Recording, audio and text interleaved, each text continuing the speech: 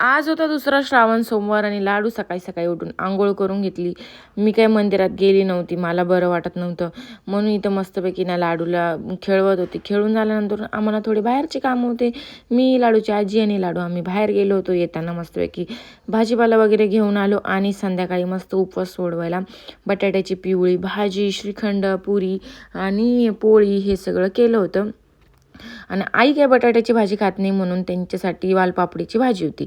इथे मस्तपैकी भाजी बनवून घेतली आणि भाजी एकदम टेस्टी झाली होती. पण मी म्हटलं भाजी बनली पण भाजी वाफलीच नव्हती. आज लाडूची आत्या आलेली आहे आणि लाडूच्या आत्यांनी येताना लाडूला मस्तपैकी छोटे छोटे बांगड्या, तिला गणपतीसाठी एक छोटूसा फ्रॉक, एकदम सुंदर फ्रॉक दिसत होता तो. स्कर्ट आय थिंक ती स्कर्ट आणि वरती टॉप आहे आणि इतका सुंदर कलर तिला सूट करत होता.